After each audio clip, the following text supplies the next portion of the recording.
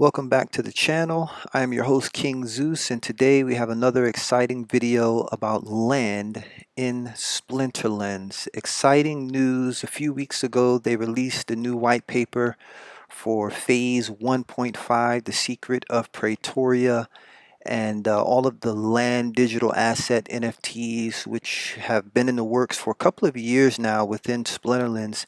It's really exciting for a lot of people, and there have been a lot of content, a lot of information about land and how it's all going to work, a lot of speculation, and I really just wanted to give my take, my opinion, some projections, and some theories, and also my strategy about how I'm going to be really looking at land and trying to take advantage of some of these opportunities as it all continues to develop over the next year or so. So my first takeaway when it comes to land is that it is currently overpriced. I think, and this is just my opinion, it's not financial advice, everyone should do their own research and kind of follow their own plan. But for me, I think that the price is probably going to go lower from where it is right now. I'll be really excited when Peak Monsters, which is my marketplace of choice, adds a bid feature so that we can see what people or what investors are bidding as opposed to only what people are listing here. Um, but but in general, my thinking is that a common natural plot should be less than $50, and that's the price point that I'm looking to pay. So my plan is to buy about 5 natural common plots of land, and as I mentioned, I want to pay less than $50 for each. I'd also like to be patient and wait for options that have both of these add-ons, the building in the box and the unstable totem, because this adds some value to it. And so far, it seems like sellers and buyers are not really putting a premium on those options. I mean, you can see here, and even in days past, a lot of the prices have been similar for lots or plots that have this option versus plots that don't have this option. A couple of reasons why I think that land is still overpriced starts with the fact of supply. There's still a lot of supply remaining. There are a lot of plots and regions that are not yet filled. There are a lot of plots that are not yet claimed within the entire ecosystem of land. I believe that over the coming weeks and months, thousands of additional supply of land will be hitting the market. The other thing is demand.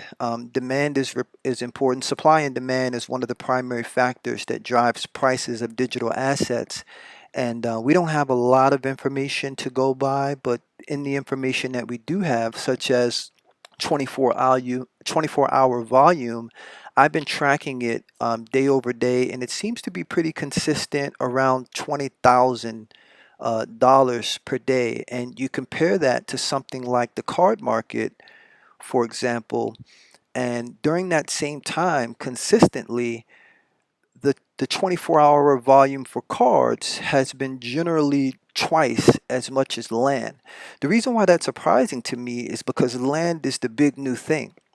Land has only been around about a week or two, a very short time in comparison to cards, and yet it seems that buyers are really still more focused on buying and accumulating cards in terms of overall volume than they are in land. And what that tells me is that the demand is not particularly high when it comes to people trying to buy land right now. The other factor for me that makes me think that land is overpriced is just the utility as it relates to the white paper for land 1.5 for phase 1.5. It seems that the biggest part of what land will do for the rest of this year is simply producing grain. And the way that grain is described here, it almost seems like it's going to be incredibly abundant, and the grain itself as a token or as a resource or as a digital asset seems to me like it's not going to have much value. There's going to be no demand for it because everyone who has land, who those are the people who would need grain, is going to be farming grain. You won't have any other choice, is what I was led to understand in phase 1.5. All land will produce only grain, and you won't really have the other options in terms of stone or wood, uh, and some of the other functionality that will be introduced in phase 2.0.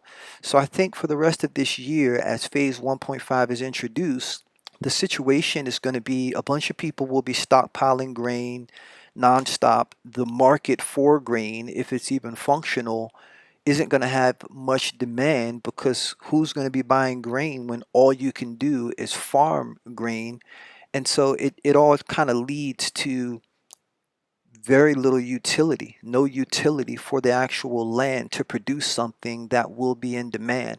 And I think that that's going to further push prices down because you don't need it to actually obtain anything of value.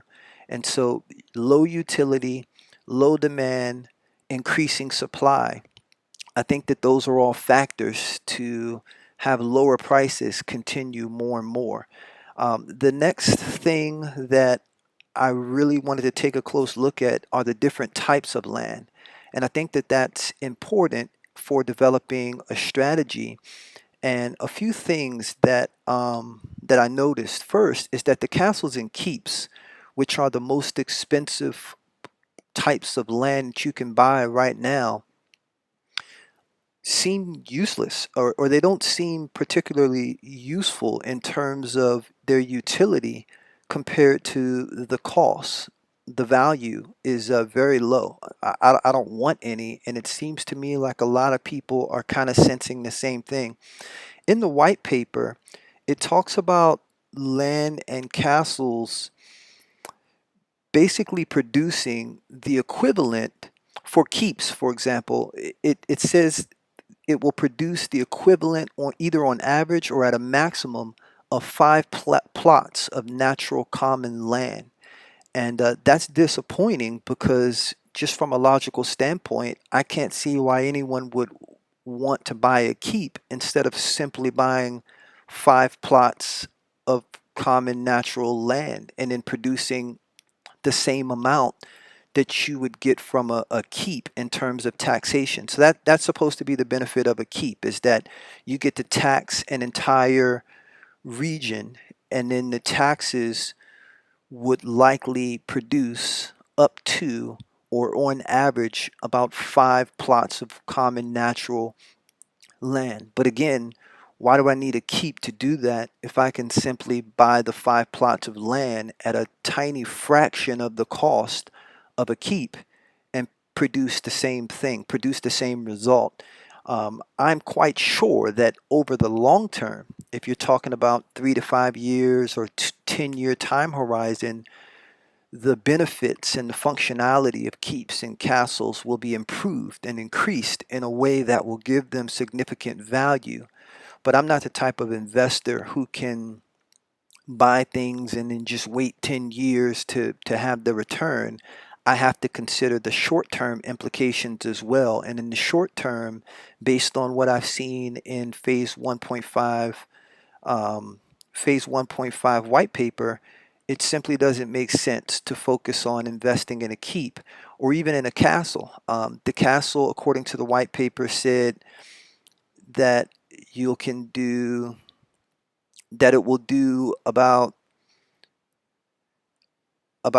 20 plots, and then also the same five plots as the keep, so about 25. But the prices for a castle, I mean, look at this, $52,500. You can simply buy the 25 plots, and on average, let's just say it's $75. I mean, you'd come out way cheaper just simply buying the plots, and you could produce the same amount that a castle would. And again, I'm sure that with time there will be additional features and benefits for the castles and the keeps. But in terms of what we know right now, and in terms of what the white paper describes right now, it seems that a keep in a castle, the benefits, the utility of a keep in a castle, are limited to production equivalent to somewhere between 5 and 25 plots of land, which is much cheaper to buy and run and manage and maintain than a keep in a castle is. So I have no interest in getting a keep or a castle at any point. I expect that other people will see the same thing.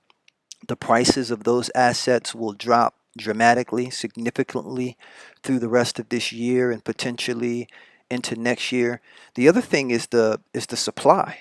There are a lot of keeps. There's only a bit listed on the market right now, but I did the math earlier, and I think there's something like 13,500 keeps available in total throughout the entire Pretoria. That's a lot of supply. I don't think there's going to be 13,500 people who want to run a keep, manage a keep, and not sell it for increasingly cheaper prices. I think there's going to be a lot more supply introduced into the marketplace of keeps, and I think the prices are going to continue to go down. And so I'll look for this opportunity as the price goes lower and lower, which is what I expect. But in the meantime, I have no interest in acquiring a keep or a castle. Occupied lands are interesting. They are currently on the market at a floor of just over $500.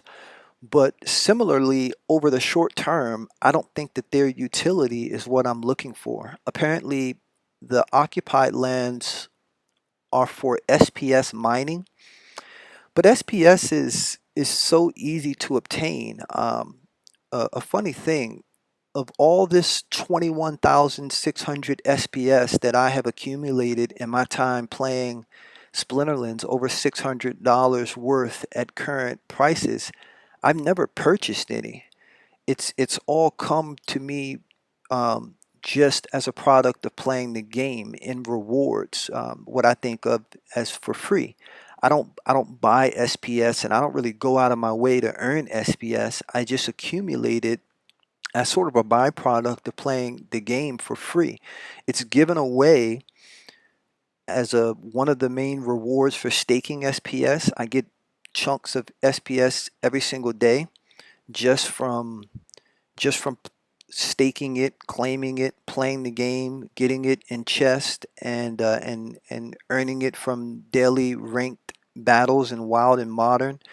I can't think of any reason why I need to mine it in the game when it's so plentiful.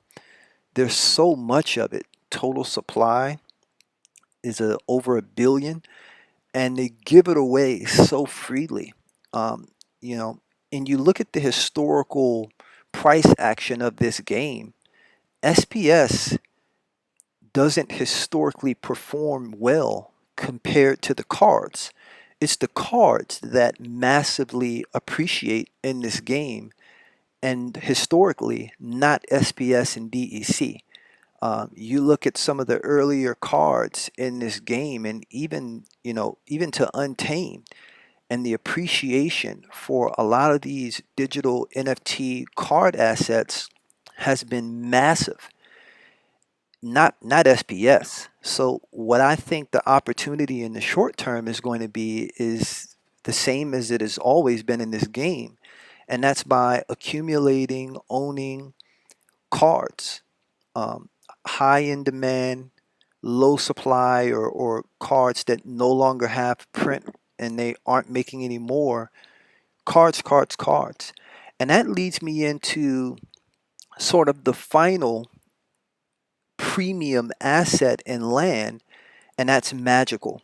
So apparently, magical plots of land are going to lead into the secret of Pretoria, which a lot of people think is going to produce items, spells, and there's been also some mention of airdropped cards that will be generated through land and potentially through the Secret of Praetoria, and I imagine it to be similar to the VRUS airdrop campaign for staked SPS. And if it's anything like that, then magical land is where I want to be. I want to accumulate the research points from magical land. I want to be a part of producing items, spells, and cards that will be airdropped. And as fate would have it, that also magic land also has the least expensive floor, which is exciting for me as an opportunity. It is it is plentiful enough. I think something like 12% of all land or somewhere in that range is going to be magical in nature. So even at this price, I think it's too high. I think this price is going to drop down more because it's going to continue, the supply is going to continue to drive up. And so I'm looking at a price point of under $200, which is where I'm going to be comfortable buying into magical plots of land. And I'm willing to wait. If you are an investor in this game, I think it's important to learn patience. You don't want to rush in or FOMO in and buy things when they're at high prices, especially when they're brand new into the ecosystem. It's important to be patient. So that's my plan. That's my strategy. I'm going to wait. What I want is 5 to 10 magical land plots. I prefer to have them all in the same region. It's important to take a look at the different region options. For example, here's Tidings. And if you look at Tidings as a region, there is a lot of opportunity for magic. It looks like Kavanko here probably purchased an entire region and decided that he would sell off big chunks of his region to get himself some liquidity. And that leads to an opportunity if you want to dominate a region when it comes to the Secret of Praetoria and Magic Land. This is the type of thing that I'm going to be looking for, but later once the prices are much lower. I need these prices to be about 60 to 70% lower. I need it to be under $200, and then that's what I'm going to be that's the price, the entry point that I'm going to be really targeting so that I can get into land for magic. And then I'm also going to get some natural plots, maybe about 5 of them, um, so that I can produce the grain that will be needed to sustain my magical output for the research points. And so that's going to be my plan. I want about 5 natural common plots at under $50 each and with these special add-ons. And then I want 5 to 10 magical plots at a price point of under $200. And I want all of it to be in the same region, or as much of it as possible to be in the same region. And that's going to be my strategy. I'm going to ignore occupied castle and keep unless those prices go down to, I don't know, 10 to 20% of what they currently are. That's probably the only way I'll be looking to buy occupied castle or keep within the next year or two. Otherwise, my strategy is going to be common, natural, regular land plots under $50, and then magical land plots in the same region under $200. And then the next thing that's going to be important are the cards that you're going to invest in working the land. I think that that's been a big part of driving the 24-hour volume and the recent surge in the floor prices of cards across the game.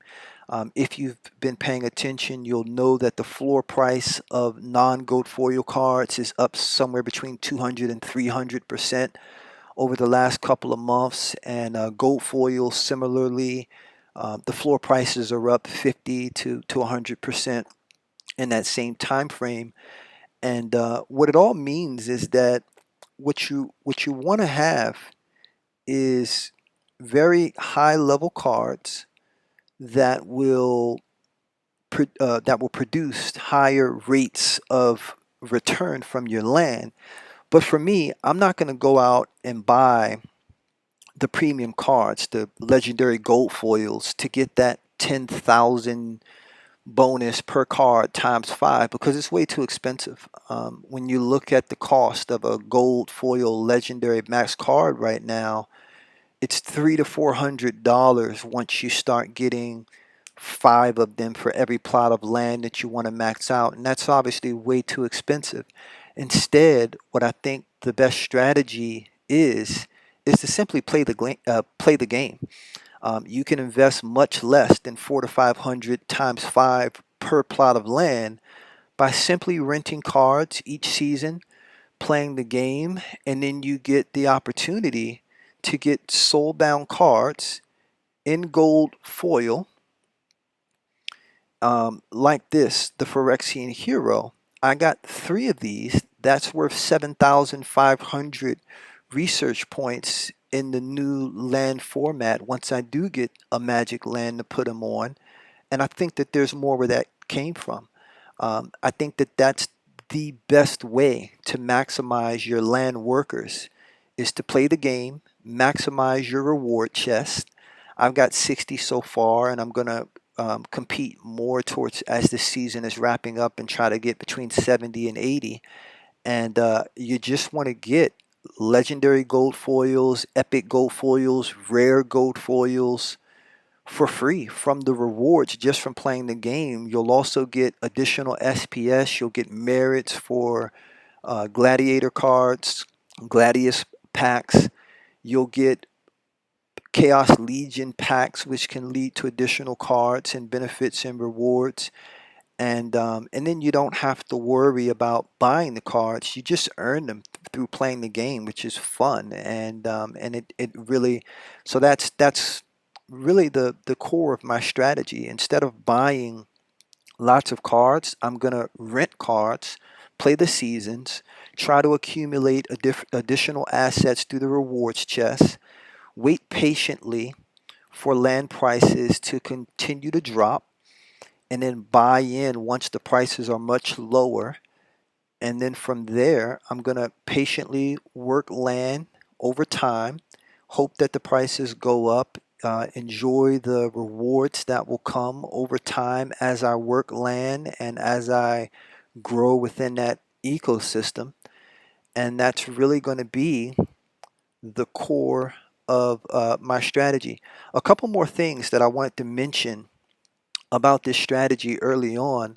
The first is that legendary plots of land give a production boost of 100%, but so too does magical resource land and occupied land. It's almost as if for phase 1.5, they're all exactly the same thing, which is interesting because legendary land is so much more expensive than magical land, and so is occupied land.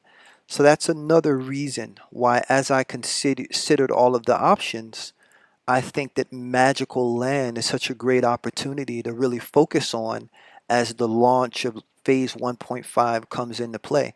It basically, in 1.5, is going to do the exact same thing as legendary and as occupied, but for a much cheaper price. And then epic and rare are just even worse examples of legendary, even though they are also relatively expensive compared to magical, which does much better than rare or epic, and certainly of common. And then the last thing that I thought was interesting are the prefix titles that are going to be introduced initially as a part of land.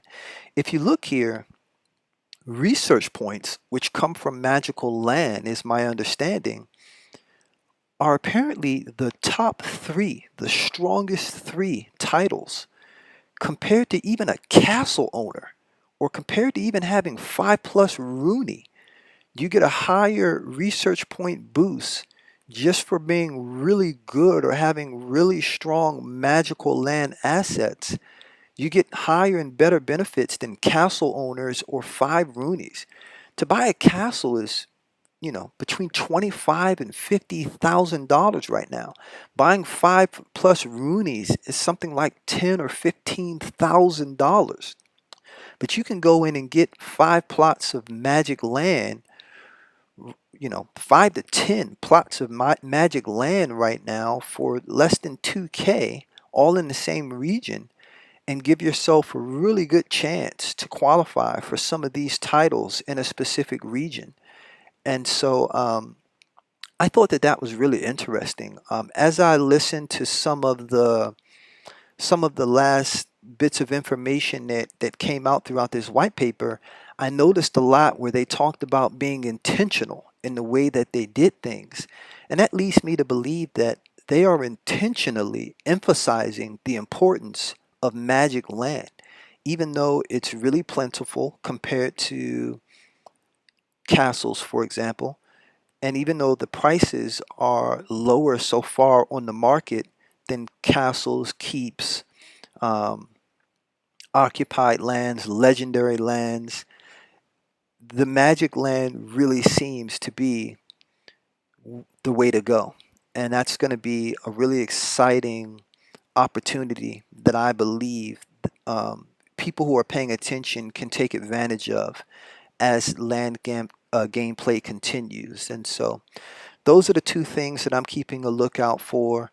Common land to drop in price more, about 30% less than what it currently is, and then I'll be looking to buy about 5 of them.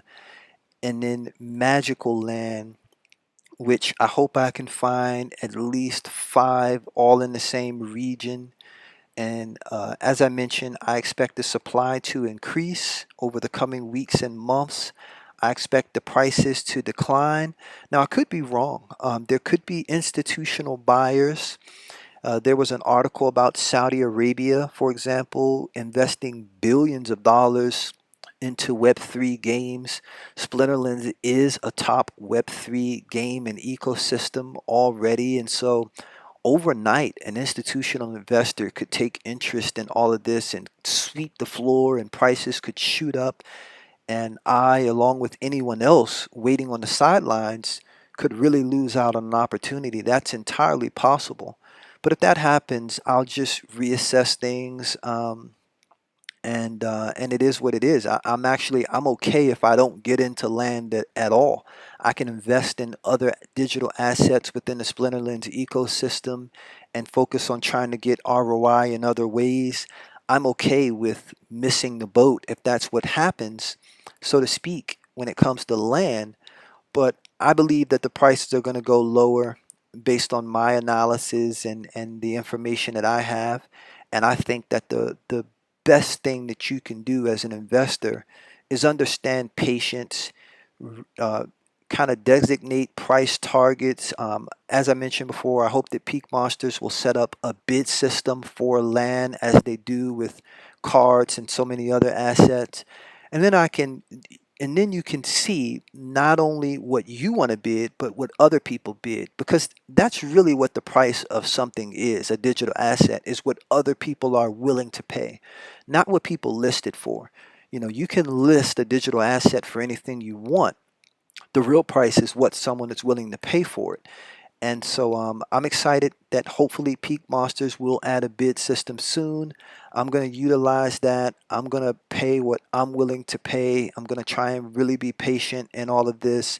I will focus on the magical lands, common naturals to produce grain, magical to produce the research points for the Secret of Praetoria benefits. And that's going to really serve as the core of my strategy for land. Thank you all so much for tuning in today and listening to my commentary and my thoughts on land gameplay. The next time we come in, we're going to be finishing out the season, opening up lots of reward chests, hopefully getting some cool things.